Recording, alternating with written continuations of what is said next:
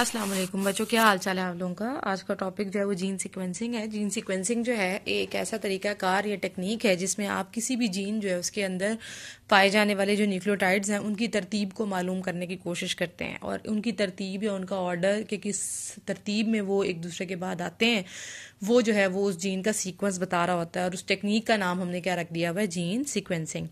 Gene sequencing को discover करने वाला जो साइंटिस्ट था ये वही साइंटिस्ट है जिसने आपको अमाइनो एसिड की तरतीब के बारे में बताया था किसी भी प्रोटीन के सीक्वेंस के अंदर। तो Frederick Sanger was the first person जिसने सबसे पहले किसी भी प्रोटीन के अंदर मौजूद जो अमाइनो एसिड्स पाए जाते हैं उनकी तरतीब आपको बताई थी। और फिर यही वो बंदा था जिसने बाद में आपको न्यूक्लियोटाइड्स की तरतीब के बारे में बताया जीन सीक्वेंसिंग के जरिए। तो इसका मतलब क्या है कि जो सबसे पहला मेथड डिस्कवर किया गया था जीन सीक्वेंसिंग का या जीन की तरतीब या जीन के अंदर पाए जाने वाले न्यूक्लियोटाइड्स के ऑर्डर का या तरतीब का पता चलाने के लिए जिस बंदे ने कोशिश की थी वो आपका फ्रेडरिक सेंगर ही था।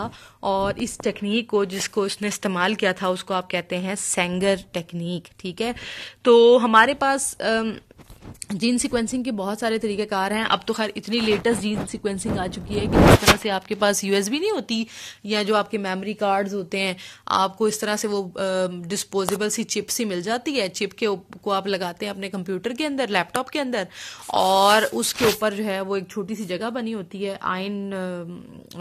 क्या उसका नाम है, आयन टोरेंट करके कोई इसका नाम है एक जीन सीक्वेंसिंग की इस टेक्निक का। खैर उसके ऊपर आप क्या करते हो, वो छोटी सी चिप के ऊपर एक जगह सी बनी होती है पॉकेट सी, उसके ऊपर अपना सैंपल लोड कर देते हो जिसमें आपकी वो जीन होती है जिसका आपने न्यूक्लियोटाइड ऑर्डर जो है वो निकालना होता है।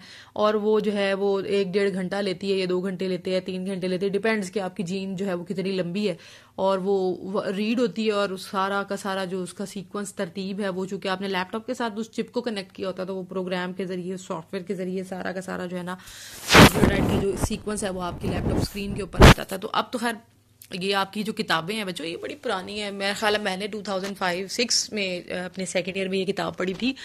तो इसके पास जो इन्फॉर्मेशन है, और ये किताब उससे भी काफी पुरानी है, जब मैंने पढ़ी थी तो ये उससे भी काफ़ी पुरानी है। तो इसमें वो अब लेटेस्ट टेक्निक्स जो है वो नहीं है, एक बेसिक प्रिंसिपल्स उन्होंने जिक्र किए हैं। अब तो जीन सीक्वेंसिंग के मामले में बड़े आगे जा चुके हैं।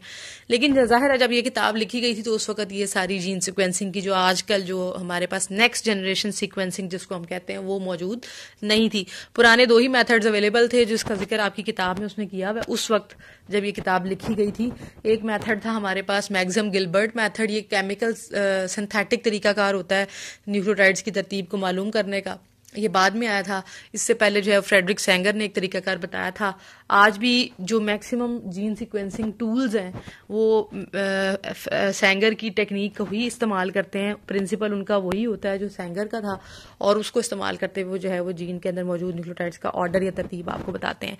तो बहरहाल इस जीन सीक्वेंसिंग के उसने स्टेप्स बताए हुए हैं, वो चाहे आप मैक्सम गिलबर्ट मेथड से कर लें, आप नेक्स्ट जनरेशन सीक्वेंसिंग के मेथड से कर लें, यानी जो सबसे लेटेस्ट टेक्निक्स हैं उनके जरिए करा लें, या फिर आप बहुत पुरानी टेक्निक फ्रेडरिक सेंगर की उससे करा लें। उसका प्रिंसिपल जो है वो हमेशा एक ही रहेगा और उसमें वो आपको बताता है कि देयर आर 3 पॉइंट्स। एक तो ये कि आपने क्या करना है कि उस डीएनए को, ज़ाहिर जीन है उसकी एक जीन हमारे किसी काम की, हमेशा आपसे कहा है कि जीन के हमेशा हमें मल्टीपल कॉपीज चाहिए होती हैं, क्योंकि अगर वो एक जीन इतनी मुश्किल से मैं आइसोलेट करूंगी एक मॉलिक्यूल, तो अगर वो कहीं पे भी किसी पॉइंट पे डैमेज हो गया तो वो सारी जो टेक्निक मैंने इस्तेमाल की उसको आइसोलेशन के लिए जो मेरी एनर्जी इस्तेमाल हुई, जो मेरा वक्त इस्तेमाल हुआ, वो सब ज़ाया हो जाएगा। इसीलिए जब हम जीन को निकालते हैं तो उसके बाद फौरन से उसको क्लोन कराने से पहले हम उस जीन को पीसीआर टेक्निक के जरिए उसकी मल्टीपल कॉपियां बनवा लेते हैं। उसका मकसद यही होता है कि हमारा सैंपल किसी भी मौके पे खत्म ना हो और ऐसा ना हो कि इस छोटी सी गलती की वजह से हमारा सारा एक्सपेरिमेंट जो है ज़ाया हो जाए। लिहाजा हम क्या करते हैं जी, पहले तो आपकी जीन की ज़ाहिर है बहुत सारी कॉपियां बनाएंगे और उसके बाद फिर उसको क्या करेंगे, छोटे छोटे डीएनए के फ्रेगमेंट्स बनाएंगे या आपकी जीन को मुख्तलिफ पॉइंट्स पे काट देंगे। अच्छा, काटने का तरीका कर क्या होगा कि फर्ज करें कि एक जो डीएनए मतलब एक मॉलिक्यूल जो आपकी जीन का है उसको मैं काट दूं 10 न्यूक्लियोटाइड्स के बाद, अगले को काट दूं 15 के बाद, उससे अगले को काट दूं 20 के बाद, उससे अगले को काट दूं मैं 30 के बाद, तो इस तरह से क्या होगा कि हमारे पास उस जीन के छोटे छोटे टुकड़े आना शुरू हो जाएंगे। और वो टुकड़े सारे के सारे कैसे होंगे कि सबका स्टार्टिंग पॉइंट सेम होगा, एंडिंग पॉइंट फर्क होगा, क्योंकि पहले मॉलिक्यूल को मैंने जो है वो 10 न्यूक्लियोटाइड के बाद काटा, दूसरे को 11 के बाद काटा, तीसरे को 12 के बाद काटा, चौथे को इस तरह से 13, 14, 15, इस तरह से हमारे पास सब जो है वो वेरिएबल लेंथ के फ्रेगमेंट्स आएंगे। लेकिन वो फ्रेगमेंट्स किस तरह के होंगे कि सब का स्टार्टिंग पॉइंट सेम होगा और एंडिंग पॉइंट जो है वो फर्क होगा। तो वो लिखता है कि सबसे पहले क्या करेंगे, आप जनरेट करेंगे डीएनए के पीसेस को जो डिफरेंट साइजेस के होंगे, और वो इस तरह के होंगे कि सबका स्टार्टिंग पॉइंट सेम होगा और एंडिंग पॉइंट डिफरेंट होगा। उसके बाद आप जाहिर है उनको जेल के ऊपर लोड करेंगे, क्योंकि मैंने आपसे कहा था डीएनए हुआ भी है, उसके साथ जो आपने सलूक किया, जो भी एक्सपेरिमेंट परफॉर्म किया है, वो एक्सपेरिमेंट सक्सेसफुली हुआ भी है या नहीं, उसको देखने के लिए हमें डीएनए को जेल के ऊपर लोड करना पड़ता है। हम जेल पे लोड करेंगे, और मैंने उस दिन भी कहा था कि जेल के ऊपर डीएनए जो है वो सेग्रीगेट करता है on the basis of their molecular weight. जाहिर है जितना बड़ा फ्रेगमेंट होगा उसका मॉलिक्यूलर वेट भी उतना बड़ा होगा और उसका साइज भी उतना ही फर्क होगा, मतलब ज्यादा साइज होगा। जितना छोटा फ्रेगमेंट होगा उसका उतना कम साइज होगा, उसका कम मॉलिक्यूलर वेट होगा। तो अपने अपने वेट के मुताबिक जो है वो अरेंज हो जाएंगे जेल के ऊपर। उसके बाद फिर आप उस जेल को रीड करना शुरू करें। मैंने अभी आपसे कहा कि 10 न्यूक्लियोटाइड के बाद काटा, फिर 11 के बाद काटा, फिर 12 के बाद, फिर 13 के बाद, फिर 14 के बाद। हर बार एक एक जो न्यूक्लियोटाइड ऐड होता जा रहा है। आप उसको जब रीड करते जाएंगे ओवरलैपिंग देखो ना, हर दफा जब जेल रीड करेगी उसको, तो जो ओवरलैपिंग न्यूक्लियोटाइड्स होंगे वो उसको निकाल के जो नया न्यूक्लियोटाइड होगा उसको उसके अंदर उस सीक्वेंस में ऐड करा देगा।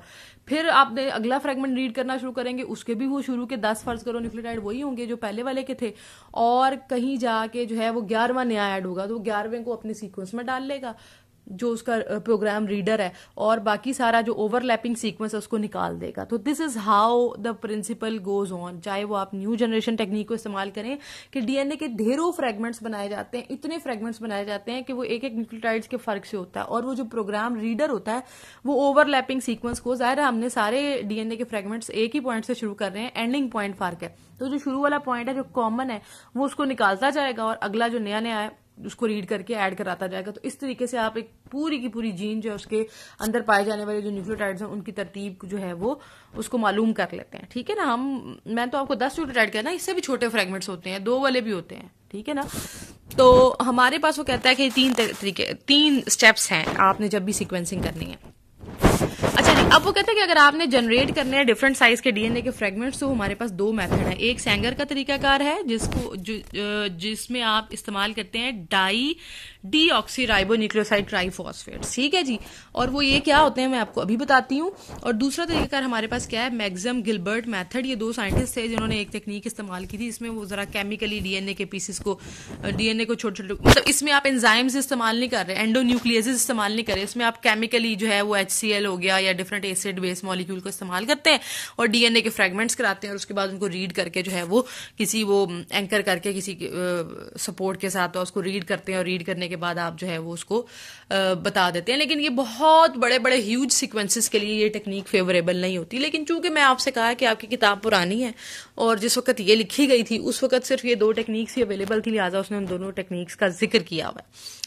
अच्छा जी, सेंगर जो आपको कहता है कि वो उसका जो तरीकाकार, उसका जो प्रिंसिपल है, उसमें आप डीएनए के टुकड़े बनाने के लिए, उसको छोटे छोटे फ्रेगमेंट्स में कन्वर्ट करने के लिए केमिकल का इस्तेमाल नहीं कर रहे, HCl का इस्तेमाल नहीं कर रहे। आप उसके लिए डीएनए रिस्ट्रिक्शन एंजाइम्स या एंडोन्यूक्लियेजेस का इस्तेमाल भी नहीं कर रहे, जो खास सीक्वेंस को रीड करके कट करता है। आप इसमें कर रहे हैं डीऑक्सीराइबोन्यूक्लियोसाइड ट्राइफॉस्फेट्स का। अब गौर कीजिएगा, आमतौर पे जो डीएनए के जो न्यूक्लियोटाइड्स होते हैं उनको हम लिखते हैं डीऑक्सीराइबोन्यूक्लियोसाइड ट्राइफॉस्फेट। ये लफ्ज लिखता है डीऑक्सीराइबोन्यूक्लियोसाइड ट्राइफॉस्फेट और डीऑक्सीराइबोन्यूक्लियोटाइड ट्राइफॉस्फेट में क्या फर्क है ये मैं आपको भी बताती हूँ। ये देखिएगा, हमारे पास जो है, 1 मिनट,